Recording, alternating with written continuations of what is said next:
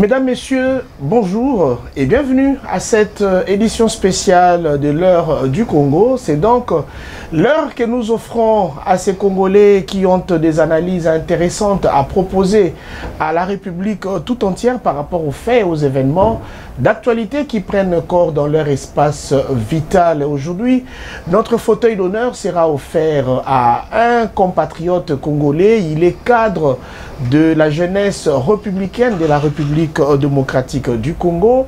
C'est un entrepreneur, il est de surcroît analyste des politiques publiques. Nous sommes ici dans son lieu de travail. Il s'appelle donc Honoré Chiza Miziru.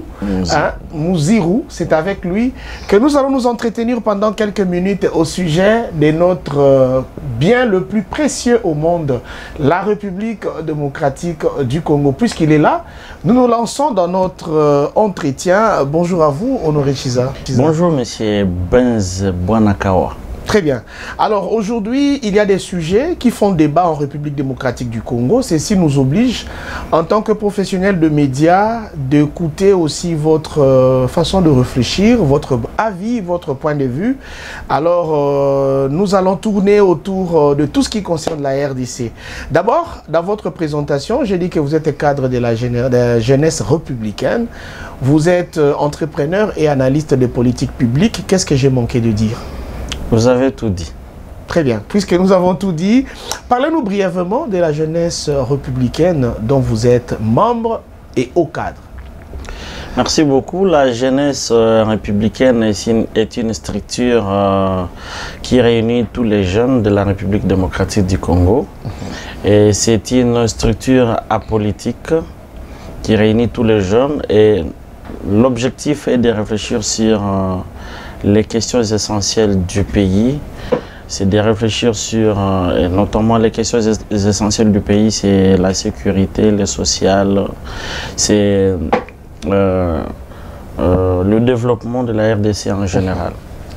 Il y a peu, la jeunesse républicaine était en conférence dans la place Tembena Tembe. Je retiens que c'était même dans la salle Garamba, où vous aviez parlé des opportunités à Goa. C'est quoi la motivation de tenir une telle activité et c'est quoi l'avenir voulu proposer par rapport à cette voie que vous avez décidé de suivre? Oui, la jeunesse républicaine s'est rangée en ordre étude pour inviter les jeunes, notamment la jeunesse républicaine, afin de participer à la conférence qui était de présenter les opportunités que nous offre la loi AGOA. La loi AGOA, comme vous le savez très bien que moi, c'est la loi américaine qui favorise les importations de l'Afrique subsaharienne vers les États-Unis sans payer aucun droit de douane, ni taxes, ni impôts. Et donc, cette loi a été promulguée vers les années 2000. Et nous, en tant que République démocratique du Congo, nous sommes éligibles à cette loi. Mais je constate tout simplement que le pays a été, en tout cas en retard, pour saisir ces opportunités. Vous savez bel et bien qu'elle devrait prendre fin en 2025, mais il y a eu du lobbying. Il y a eu des négociations qui ont été faites pour qu'on prolonge encore de 10 ans. Donc, de 2024 où nous sommes jusqu'en 2025, pratiquement on est à la fin de 2024. Donc, il nous reste pratiquement 10 ans que les jeunes de la République démocratique du Congo et d'autres entrepreneurs en général pourraient bien encore saisir les opportunités.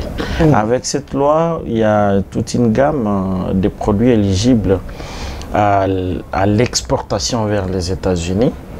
Il y a pratiquement plus de 1800 produits qui sont éligibles. Je peux en citer quelques échantillons même. Je vois même les safou que nous consommons ici facilement, les cacao, les biquets comme vous le connaissez, c'est-à-dire certaines œuvres d'art Vous avez l'or est là, vous avez l'or, vous avez la cassitérite, tout ce qu'on appelle les minéraux des 3T. C'est éligible à cette loi aussi. Vous avez également le cacao, vous avez les piments, une épice que nous, tout le monde... ce sont des produits que nous avons en abondance. Exactement, nous en avons en abondance et les États-Unis donnent cette opportunité à l'Afrique subsaharienne d'exporter ça vers les États-Unis. Parce que ces produits manquent aux États-Unis ou il y a une autre intention là derrière? Je ne saurais pas entrer dans leurs intentions. Moi, en tant qu'entrepreneur, d'abord, la première des choses, j'ai saisi l'opportunité. Ce qui viendra après, je pourrais voir, pourvu que ça ne blesse pas la République démocratique du Congo. Si c'est une loi qui avantage les entrepreneurs congolais et qui peut relever les niveaux d'entrepreneuriat congolais, je ne trouve pas d'inconvénient à mon avis. Bien. Ouais. Alors, vous êtes jeunesse républicaine. Je ne voudrais pas vous demander directement en quoi vous vous différenciez avec une autre frange de la jeunesse, mais je voudrais savoir, toute étude faite, quelle est selon vous la santé de cette catégorie sociale qu'on appelle la jeunesse en République démocratique du Congo? Merci beaucoup. Vous vous souviendrez que nous avions présenté les objectifs de la jeunesse républicaine. Nous avions même montré quelle est la catégorie des jeunes qui doivent participer à nos assises. Nous voulons réformer ce qu'est les jeunes congolais. C'est-à-dire, les jeunes doivent s'approprier actuellement son pays. Il doit l'aimer plus que jamais. Le jeune républicain que nous sommes doit comprendre que nous n'avons que la République démocratique du Congo ou rien. Il n'y aura jamais un autre pays où l'on pourra se sentir à l'aise qu'en République démocratique du Congo, notre chère patrie. Et donc, nous voulons réveiller les jeunes à comprendre que les jeunes, c'est aujourd'hui et non demain. Parce que dans l'ancien temps, nos aînés nous ont montré que l'avenir du pays, la jeunesse c'est l'avenir du pays, la jeunesse c'est l'avenir de demain, ainsi de suite. C'est maintenant ou rien. Les demain là n'arrivent pas. Demain, ça devient encore l'autre demain. Et donc, nous disons non. La jeunesse, c'est aujourd'hui. La République démocratique du Congo, c'est aujourd'hui. Nous avons décidé de nous comporter comme des patriotes en mettant d'abord en exergue les valeurs humaines, en mettant ensemble l'amour de ce pays pour que nous puissions bâtir dans très peu de temps ici un pays solide. Vous savez, M. Benz, si vous avez un pays où vous avez une génération qui n'a pas l'amour à son pays, qui n'a pas l'amour même en elle-même, elle ne peut absolument rien faire. Il faudrait que chaque jeune comprenne d'abord qu'il a des valeurs et ces valeurs sont des valeurs importantes pour développer le pays.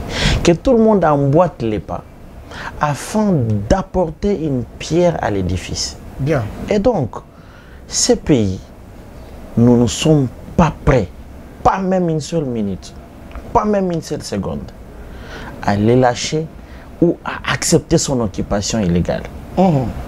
Et donc, nous disons bienvenue à tout le monde, à tous les investisseurs. Comme l'a prôné son Excellence, Monsieur le Président de la République démocratique du Congo, Félix Antoine Tshisekedi Tshilombo, Président de la République, il a fait appel à tous les investisseurs de venir au pays. Mais le contexte actuel ne permet pas à ce que les sérieux investisseurs puissent s'installer dans notre pays parce que nous sommes d'abord sous état de siège, nous avons un problème d'insécurité et peut-être nous avons un problème de fiabilisation des infrastructures, peut-être même inexistantes. La jeunesse républicaine ne veut plus ce genre de choses.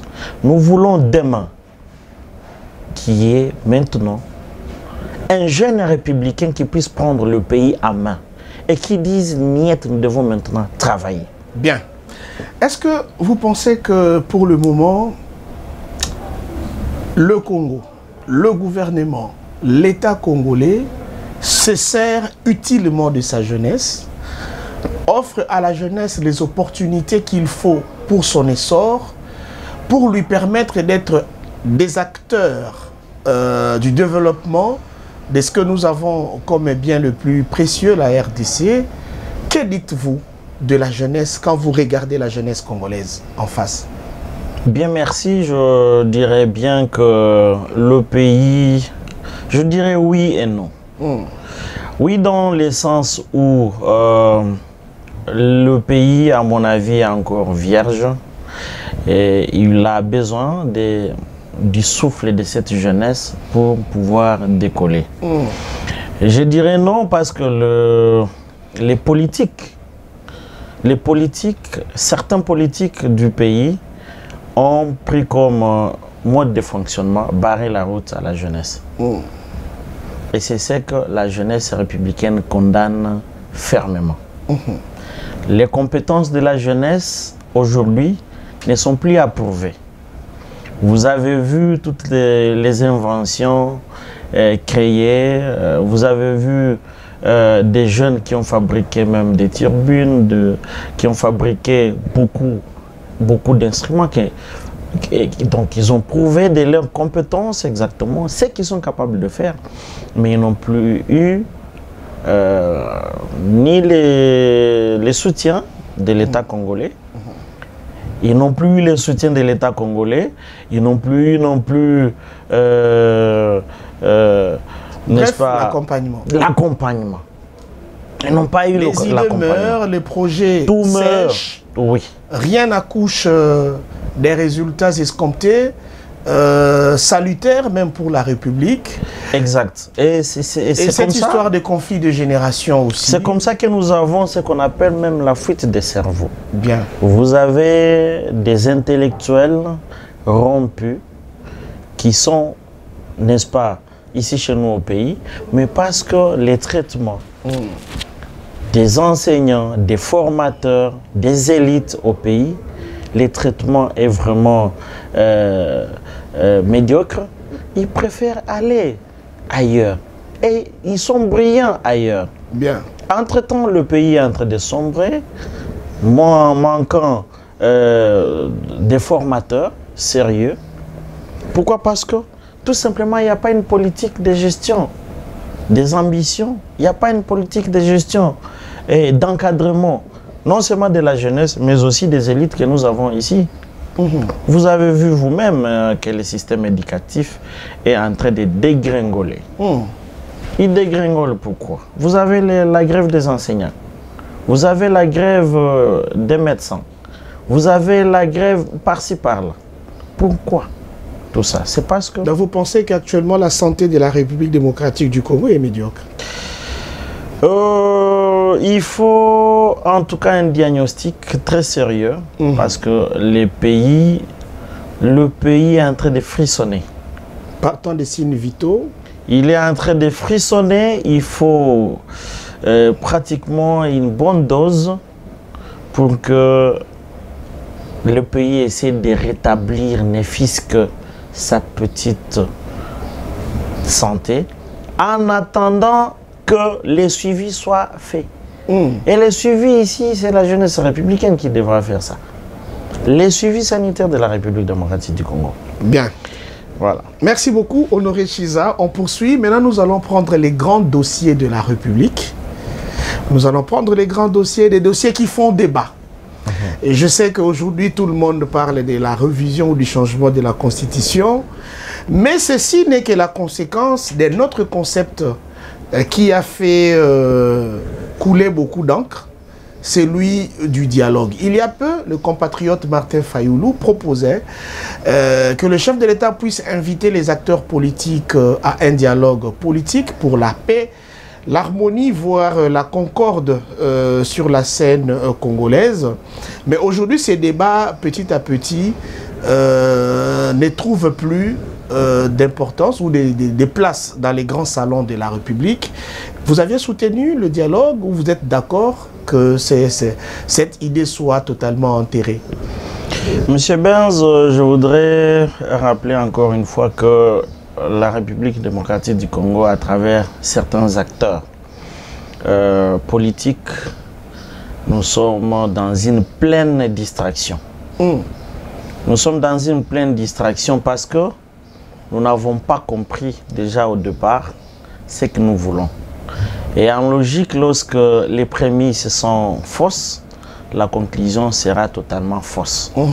En droit, on vous dit on ne peut même pas examiner les fonds si la forme est biaisée. Et donc, on va dialoguer sur base de quoi? Je vous pose à moi alors cette question. Vous qui me posez toute la série de questions. Je profite, si vous le permettez, de vous poser aussi cette question. C'est moi qui on va dialoguer sur base de quoi? Surtout en regardant les Congolais qui vous suivent, parce que c'est à leur attention que vous répondez à cette question. Ouais, donc, moi je pense que c'est de la pure distraction. Les Congolais ne sont pas prêts à aller de dialogue en dialogue. Vous savez bel et bien que nous avons eu toute une série de dialogues qui ont abouti tout simplement à ce qu'on appelle le partage des gâteaux. Ce partage des gâteaux n'est pas parti dans l'essence de développer la République démocratique du Congo, c'est parti dans l'essence d'enrichir certaines familles. Et donc, moi en tant que patriote, membre de la jeunesse républicaine, je ne suis pas pour le dialogue. Il n'y a rien qu'on va dialoguer. On a déjà épuisé, à mon avis, toute la série de matières qu'il faut mettre à table pour les dialogues. Je ne vois pas quel type de dialogue, quels seraient les mobiles de ces dialogues-là. Il y a la guerre dans l'est du pays. Il a toujours été dit que certains politiques vivant à Kinshasa seraient de mèche avec les forces du mal. D'autres encore seraient de parrains, même des mouvements insurrectionnels qui prennent corps sur le territoire du pays. S'il y a des frustrés, s'il y a des insatisfaits, il fallait recourir notamment à l'arbre à palabres, se mettre ensemble, discuter, s'ouvrir clairement nos cœurs et commencer une nouvelle vie dans la paix, dans la concorde. C'était ça l'essence qu'on a donné à ce dialogue. Je voudrais encore une fois vous rappeler, M. Benz, que tout Congolais, parce que vous parlez de la guerre de l'Est, etc. Je voudrais vous rappeler que tout Congolais qui se rangera derrière l'ennemi pour déstabiliser la population, les institutions. Je me répète, tout Congolais qui se rangera derrière l'ennemi pour déstabiliser les institutions ainsi que la quiétude de tout Congolais, nous ne les laisserons jamais faire. Nous, en tant que jeunesse républicaine, tout le monde, désormais, qui se rangera derrière l'ennemi, je me répète encore pour la troisième fois, pour solliciter plus tard un dialogue, parce qu'il y a un foyer de tension quelque part, il y a je ne sais pas quel groupe qui s'élève de gauche à droite pour certains troubles. Nous disons non, il n'y aura pas ce genre de dialogue. Désormais, je prierai au service de sécurité et au président de la République, garant de la nation, d'appliquer toutes les lois que nous avons pour sévir tout compatriote qui osera encore aller soutenir l'ennemi. Une question nous n'avons pas votre patience, s'il vous plaît. Nous n'avons pas un autre pays à protéger que la République démocratique du Congo. Je l'ai dit ici au début et je pense qu'il faudrait que chaque Congolais se range dans cette logique. Toute trahison. Nous avons la loi de la peine de mort ici. Mais je suis fortement étonné de voir qu'on n'a pas exécuté, aucun cas exécuté depuis qu'on est rentré sur les moratoires. Et donc, je pense que nous sommes en retard. Nous sommes en retard et ce retard doit être relevé.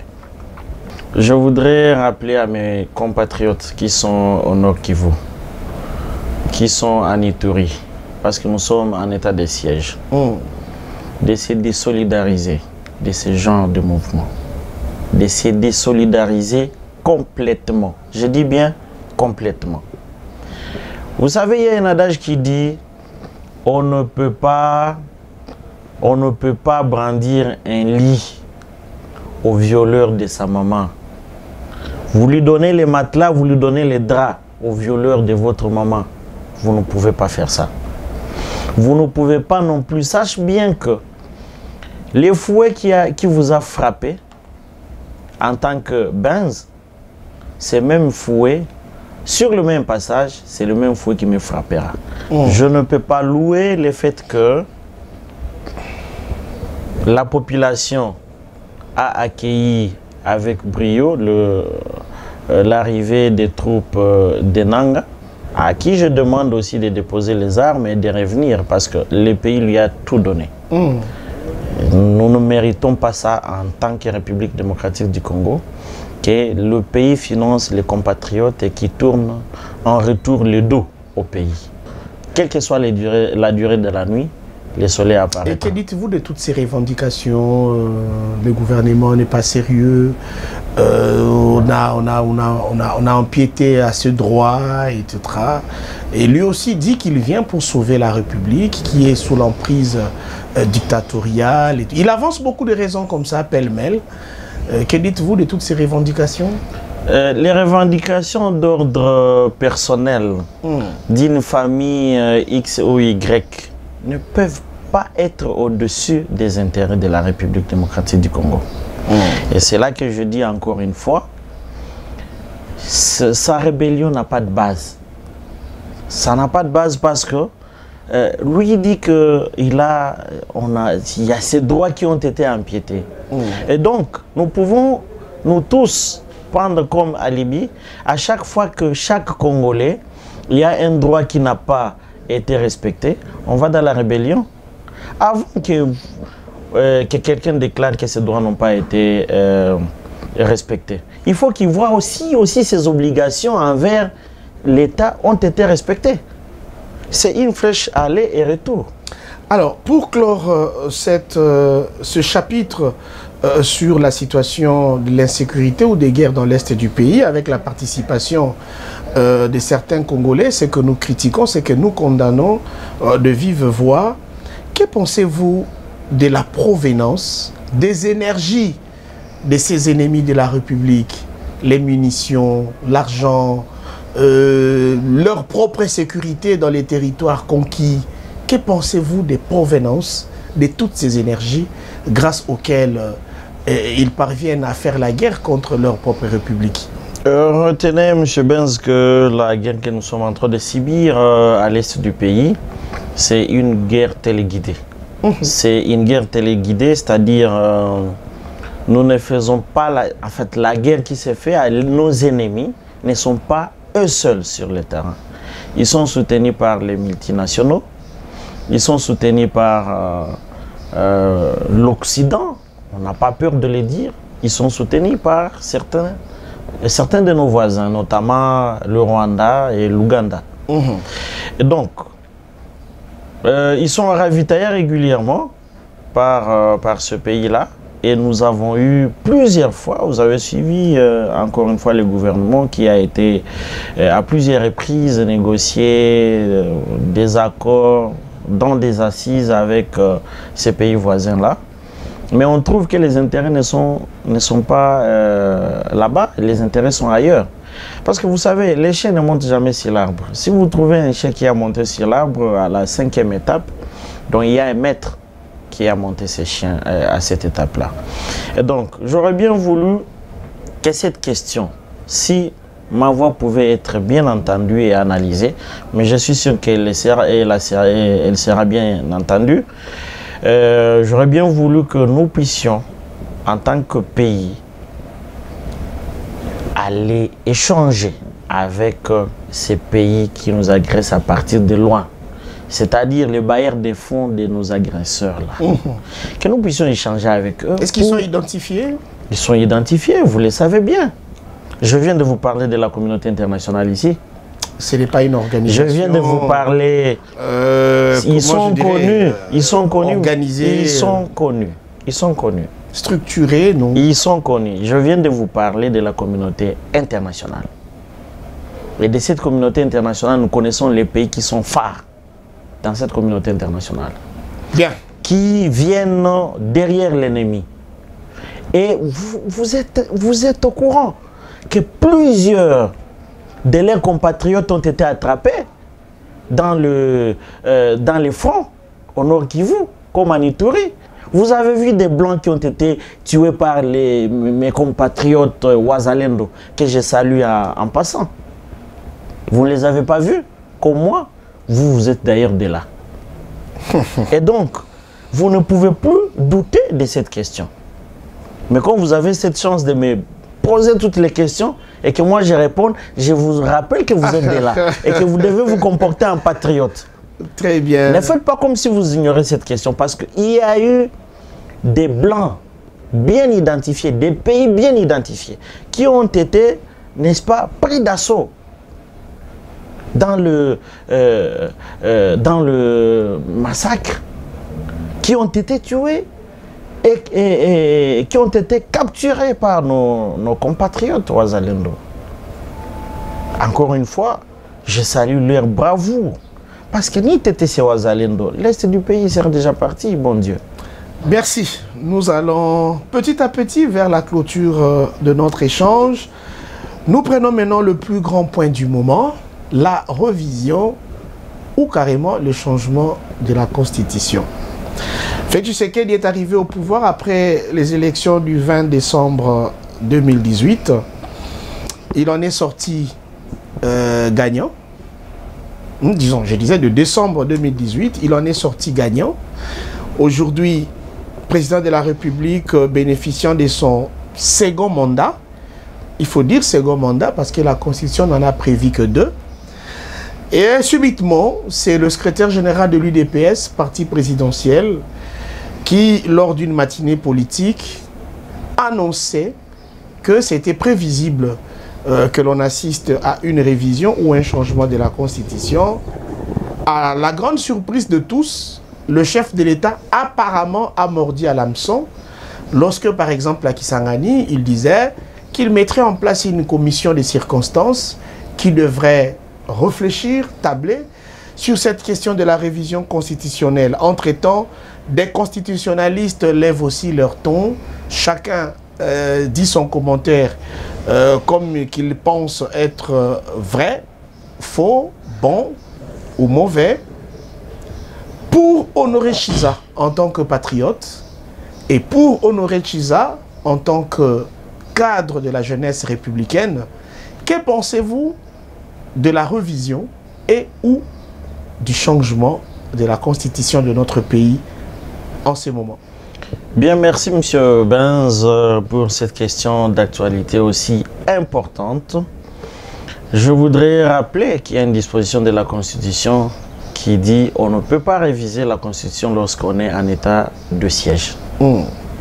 Ça, c'est d'abord la première de mes réponses.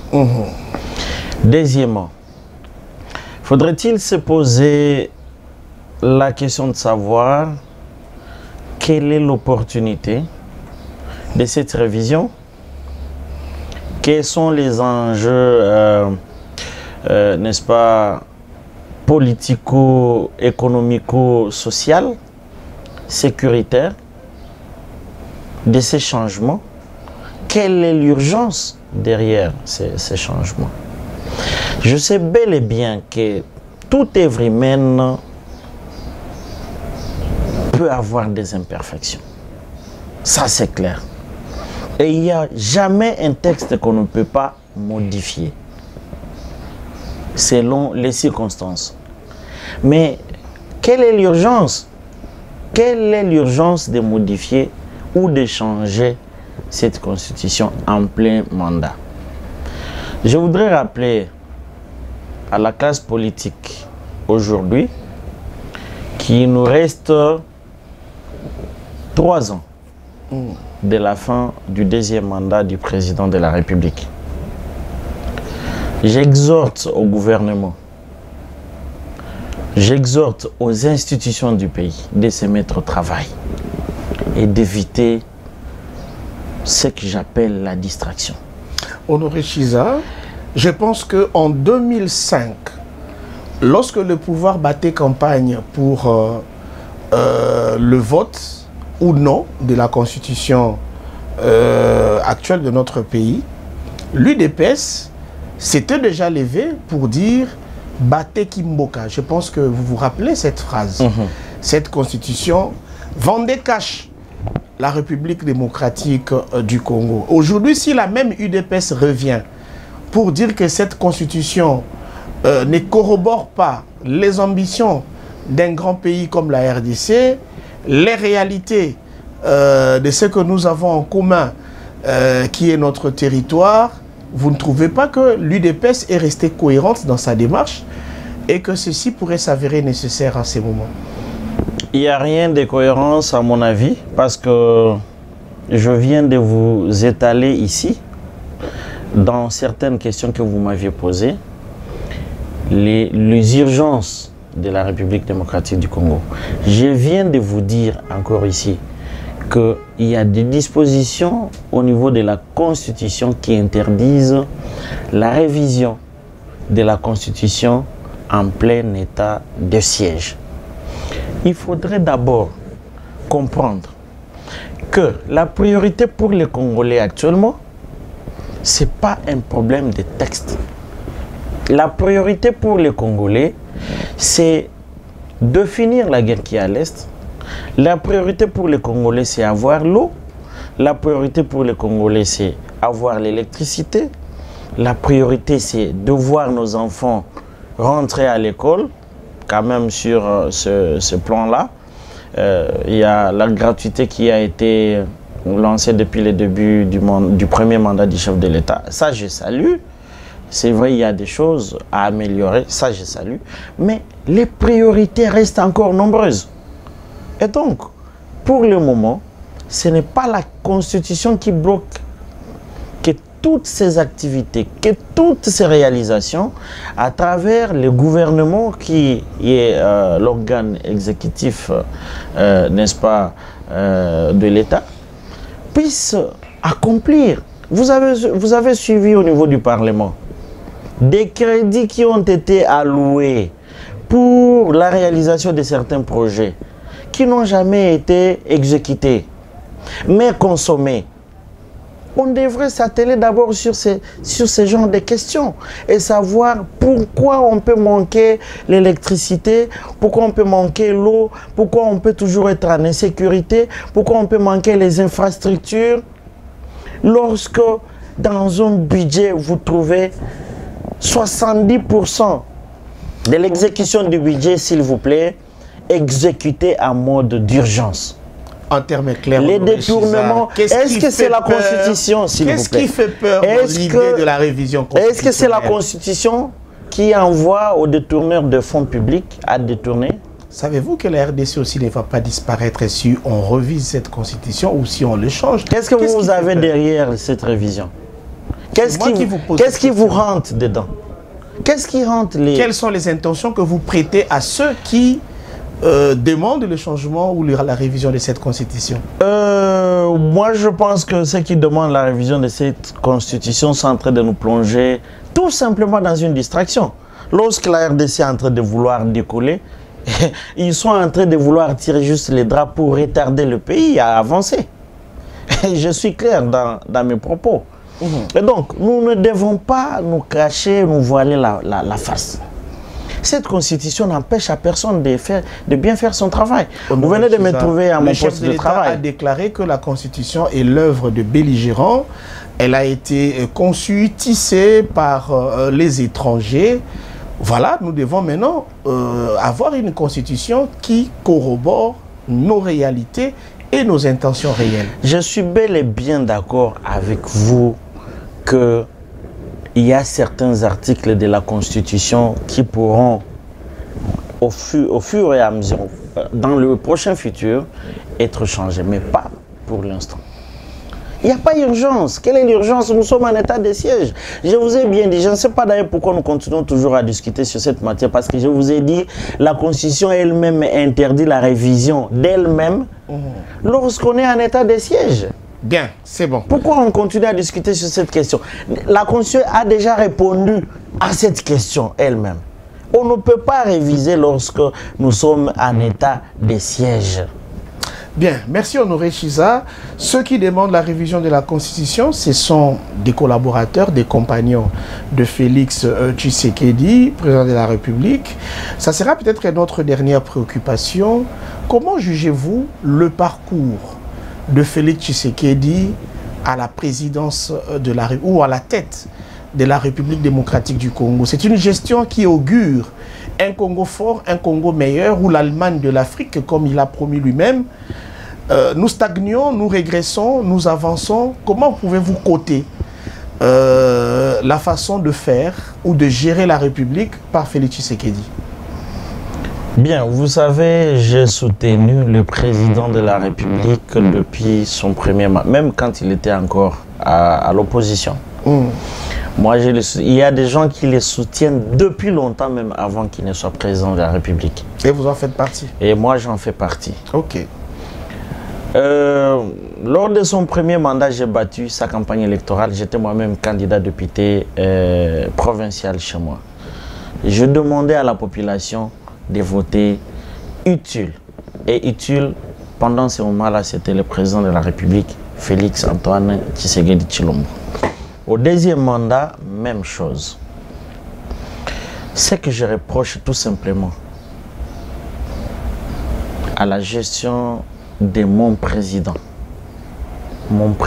l'autorité suprême du pays, c'est l'impunité.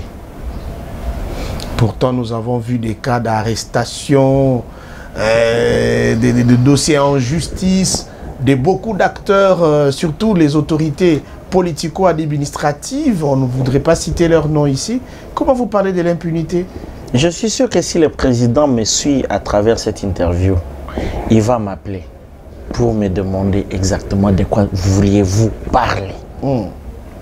Nous avions suivi ici des procès que nous appelons la théâtralisation des procès, tout simplement. Comment expliquer des détourneurs, s'il vous plaît, noirs sur blanc, qui ont été pris main dans les sacs, interpellés, ils ont ordonné des paiements, ils ont payé, ils ont reçu même des rétro X, ça je ne veux pas... Rétro-commission. Bon, c'est vous qui le dites. Et ils vont en prison, demain ou le lendemain, on les libère. Je veux bien, il y en a qui ont purgé leur peine, mais pourquoi ils ne retournent pas les fonds détournés dans la caisse publique?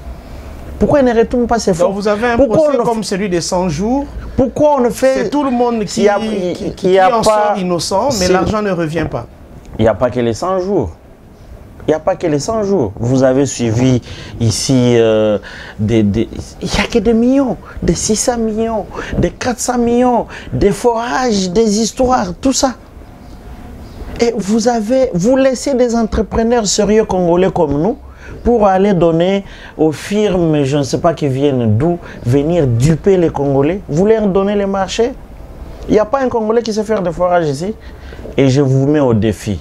Aucun Congolais n'accepterait donner une facture pro forma ou accepter d'être payé pour un forage qui va coûter 270 000 $. Aucun Congolais. Même s'il aime l'argent. S'il aime son pays, il va dire ça c'est exagéré. Aucun Congolais n'accepterait pas ça. Mais on a préféré se ranger derrière des, je ne sais pas, des firmes. Kassengala, il vient d'où? C'est quoi son entreprise?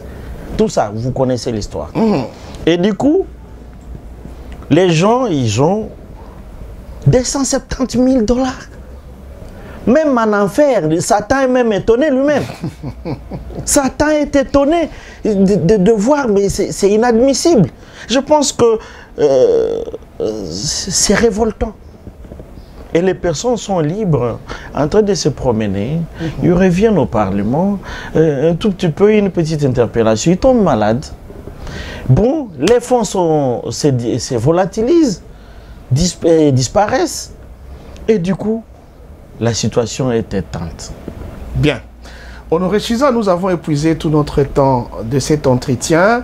À présent, je vous donne 1 minute pour conclure notre émission. Je pense que vous allez vous adresser et aux jeunes qui vous suivent et aux autorités de la République. Vous allez leur dire ce que vous pensez de l'avenir de la République démocratique du Congo. Si oui, nous continuons à le martyriser comme c'est le cas, ou si oui, nous décidons cette fois-ci de lui offrir ce qu'elle mérite de mieux. Merci beaucoup au président de la République, mon président, son Excellence Félix Antoine Tshisekedi Tshilombo, que j'ai voté en 2018, que j'ai voté encore une fois en 2023 avec tous mes électeurs. Excellence, je voudrais tout simplement vous demander de ne pas perdre vos pédales. Vous savez, notre pays, vous vous êtes battu pour essayer de faire l'essentiel de vous-même. Rien n'est tard. Méfiez-vous de tous les flatteurs qui vous entourent et qui vous demandent de réviser la Constitution. Tout passe, le pouvoir passe. Et nous, en tant que jeunes, qui vous soutenons depuis longtemps, léguez-nous un pays où il fait beau à vivre. Excellence, Monsieur le Président de la République, mettez-vous au travail à travers les institutions que vous aviez vous-même nommées et établies, pour relever les défis de ces 2 ans que nous venons de perdre dans votre dernier mandat ici.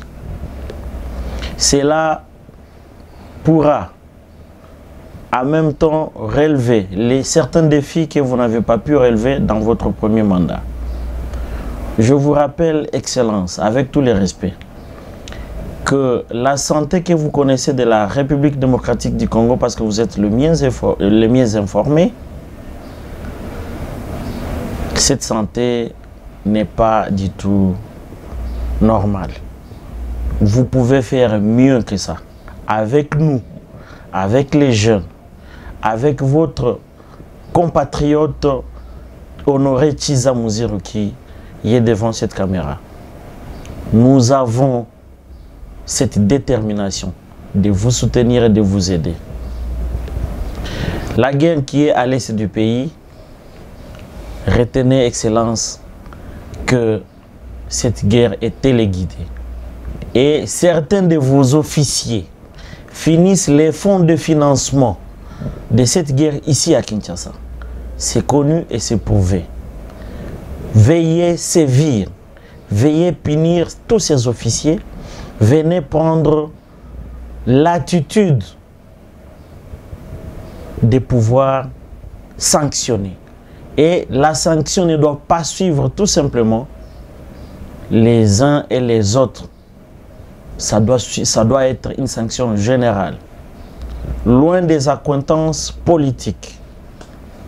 Méfiez-vous encore une fois de tous ces vautours certains qui vous mentent.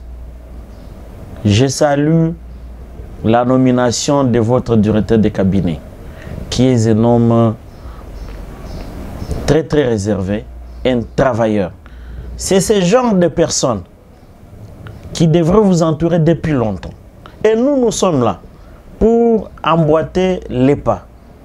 Mais c'est sûr que vous ne nous connaissez pas très très bien. Le moment venu, peut-être avec un miracle, ça arrivera. À la jeunesse républicaine, très chers jeunes, vous qui continuez à soutenir le président de la République dans tout ce qu'il fait, sans la jeunesse, il ne pourra rien. C'est vrai, le temps qui reste est trop peu, mais il est aussi important. Il vaut mieux tard que jamais. Avec nous, et j'ai la confiance que prochainement et lors du changement de son gouvernement, il pourra beaucoup plus intégrer les jeunes. J'ai vu dans ces gouvernements souminois certains jeunes qui sont là et qui brillent. Je cite en l'occurrence Maître Constant Moutamba, ministre d'État à la Justice, Je cite le ministre des Ressources hydrauliques, Luamba. Je cite certains d'autres ministres qui essaient de travailler, comme Moulendo Sakombi, comme Aimé Boji, comme il y a le ministre de la Jeunesse, qui n'a pas donné le meilleur d'elle-même. Et nous pensons qu'il faut des remplacements comme ça, immédiates. Et des révocations, pourquoi pas. Nous avons également d'autres compatriotes qui vous soutiennent. Les FARDC, Excellence, Monsieur le Président. Soutenez, comme vous l'avez toujours l'habitude de le faire. Nos jeunes, nos compatriotes, battons-nous derrière le Président de la République. N'attendons pas que nous soyons tout simplement appelés. Nous sommes déjà appelés parce que nous sommes censés protéger notre pays. Aux entrepreneurs de faire mieux pour absorber les chômages, pour créer de nouveaux emplois, pour payer également les impôts. Il en va de pair avec le civisme fiscal. Ce sont les impôts, les taxes qui construisent la nation. Aux forces armées de la République démocratique du Congo, vaillants soldats, nous vous soutenons, nous la population, nous sommes derrière vous. Et la victoire est tout proche. Ne baissez pas les bras. Les Ouazalendo, allons-y pour foutre l'ennemi dehors. À toutes les forces de sécurité de se ranger derrière le président et d'éviter ce qu'on appelle la trahison, d'éviter les détournements. Aux institutions du pays de soutenir. Les 3 ans qui restent, on peut faire de merveilles.